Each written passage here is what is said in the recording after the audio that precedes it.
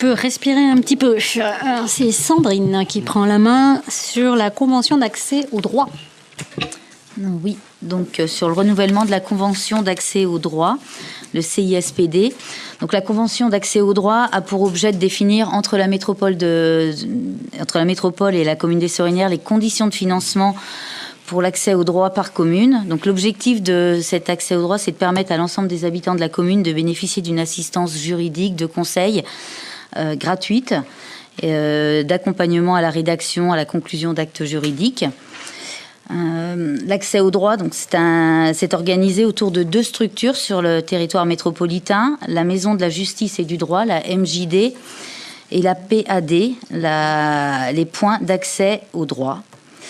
Je vais en venir rapidement à la déclinaison. En fait, la convention se décline selon des principes suivants. Le principe de solidarité intercommunale pour une offre de service accès au droit qui peut et doit profiter à tous les habitants de l'agglomération qui en ont besoin, sans condition de ressources.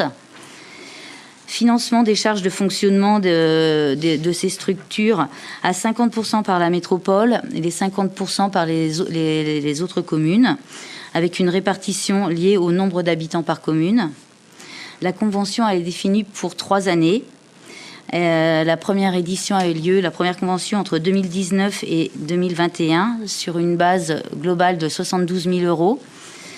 Entre 2022 et 2024, la convention qui vient de se terminer a été réalisée à partir d'un montant de 64 000 euros.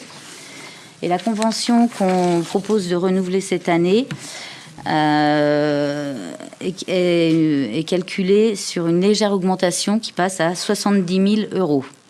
Donc la contribution des 24 communes sont versées à la métropole annuellement. La métropole rembourse les communes concernées par la présence des structures d'aide à l'accompagnement au droit, par la prise en charge directe des charges de fonctionnement des maisons de justice et du droit et du point d'accès au droit. Donc, pour la convention 2025-2027, 70 000 euros, soit 35 000 euros répartis à la charge de Nantes Métropole et les 35 000 euros restants pour les 24 communes. Donc, la nature des charges de fonctionnement, composant l'assiette globale, sont les dépenses prises en compte par la MJD, donc tout ce qui est achat, fluide, fourniture, les prestations de services, charges d'entretien, réparation courante, assurance, et les charges de personnel, les dépenses prises en compte pour les points de justice de Nantes, donc en l'occurrence là sur Nantes-Nord ou d'Hervallières, sont des charges de personnel avec une valorisation de la quote-part du temps de personnel consacré à l'accueil de ce point. Pour la ville des Sorinières, la contribution est fixée à 466 euros pour cette année, enfin pour l'année à venir. Entre 2022 et 2024, elle était de 423. Donc 466 euros pendant 3 ans pour 2025, 2026 et 2027. Et donc sa reconduction sera soumise à l'approbation des instances de chaque commune et de Nantes Métropole. Donc il est donc proposé ce soir aux membres du Conseil d'autoriser Madame le maire à signer la convention. Est-ce qu'il y a des questions? Moi, je veux juste dire qu'il y a une coquille dans ce que vous pouvez lire en titre. Parce que CISPD, c'est pas du tout, c'est le Conseil c'est bien écrit, Conseil intercommunal de sécurité de prévention de la délinquance. Ça, c'est l'instance, je ne sais pas si vous en rappelez, qui a été créée, où on se retrouve avec le préfet, etc., et les communes pour parler je vous avais parlé de l'Observatoire de la délinquance, etc., là où on se retrouve. Ça fait partie, la Maison de la Justice et du Droit, notamment, font partie de ce processus de prévention, notamment de la délinquance, sur l'accès plutôt aide aux victimes. Mais par contre, c'est une coquille, là, ça n'a rien à faire là. Hein. Donc on est bien sur le renouvellement de la convention d'accès au droit, sur les maisons de la justice du droit, rien à voir avec le CISPD. Voilà, désolé pour ça. Juste une petite question. Est-ce qu'il est envisagé, puisqu'il est précisé dans la présentation que tu as fait, Sandrine, qu'en 2019, il y avait près de 7000 habitants de l'agglo qui ont bénéficié des permanences juridiques, organisées notamment dans la Maison de la Justice et du Droit. Je me souviens qu'à une certaine époque, puisqu'on a toujours été partenaire de MJD, notamment installé à Rosé, ça doit toujours exister si je ne me trompe pas. Donc on avait une convention avec la MJD, c'était une délibération prise en conseil municipal, et à l'occasion, alors je ne sais pas si on le faisait à l'échelle de, est-ce que c'était une convention triennale ou annuelle, je ne m'en souviens plus, peut-être très certainement triennale, mais en tous les cas on partageait un bilan en termes de retour pour les habitants notamment de la commune, me semble-t-il, qui faisait appel à l'accompagnement de la MJD. Est-ce qu'il est prévu là, en l'occurrence, au travers de la signature de cette convention, un retour en termes de bilan qui pourrait me sembler être intéressant, et notamment au regard des habitants qui peuvent être en situation de solliciter les services qui sont proposés au travers de cette convention?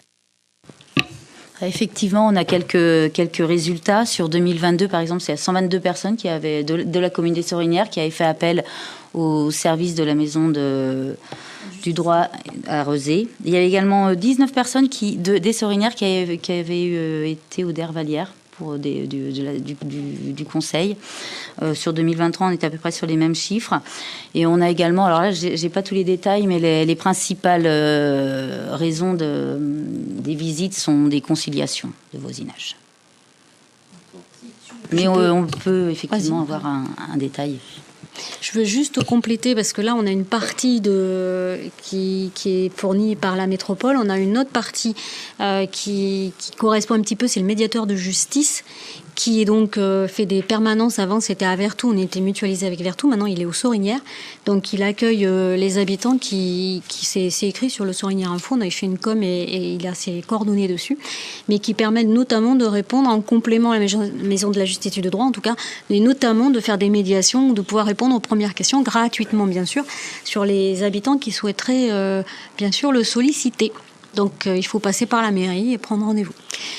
Voilà, je pensais à ça. Et puis, il y a aussi les avocats qui avaient fait des permanences gratuites pour permettre aussi aux habitants de pouvoir le faire. Donc, je trouve que c'est intéressant de le souligner.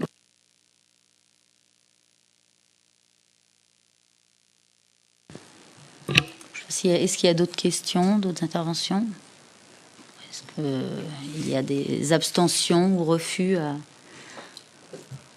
Tout le monde est... Qui s'abstient? Qui s'oppose? Très bien. Qui est pour? Merci Sandrine.